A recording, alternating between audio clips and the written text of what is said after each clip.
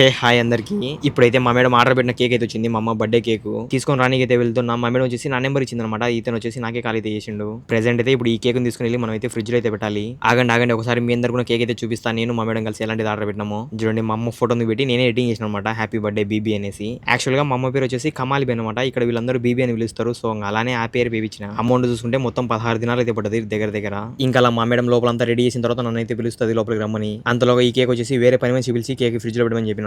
నాకు కూడా అంతలోనే డ్యూటీ పడ్డది. మా కోవిడ్ ముసలామ ఎగిల్ అనే మాల్ దగ్గరికి వెళ్ళి మా అమ్మకి ఫ్లవర్ తీసుకొని రాపని చెప్పింది. మా కోవిడ్ ముసలామకు నేనే డ్రైవర్ కాబట్టి ఇంకా మా అమ్మ బర్త్డే అయినా కానీ ఎవరు బర్త్డే అయినా కానీ నేనే తీసుకుని రావాలి వచ్చి ఫ్లవర్లని. మా కోవిడ్ ముసలామ ఆర్డర్ మేరకు బొకే షాప్ దగ్గరికి వచ్చి మా కోవిడ్ ముసలామకి అయితే కాల్ చేసి ఇదైతే సెలెక్ట్ చేసింది అనమాట. మా కోవిడ్ ముసలామ మొబైల్లో ఇంకా అలా బొకే బిల్ వేపించేసి దానిపైన కూడా హ్యాపీ బర్త్డే బీబీ అని వేపించిన. నేను ఇక్కడ చాలా అంటే చాలా హట్ అయిపోయినా మా మేడం మీద. ఎందుకు అంటే మా మేడం నన్ను డ్యూటీకి పంపించి మా మేడం అయితే కేక్ అయితే కట్ చేయించింది మా అమ్మతో. నేను డ్యూటీ అంతా అయిపోయి ఇంటికి వచ్చేసరికి మా అమ్మ అయితే కేక్ ముక్క పట్టుకొని నా ముందర అయితే ఉంది. మా అమ్మ అయితే నా కేక్ ఇస్తున్నప్పుడే చూస్తుంది అనమాట. ఇది హట్ అయినాడు అనేసి మంచిగా గమనించింది మా అమ్మ అయితే. ఏం చేద్దాం, మనం వచ్చింది డ్రైవింగ్ పని కాబట్టి డ్యూటీలు అయితే తప్పవు. Anyway once again happy birthday అమ్మా.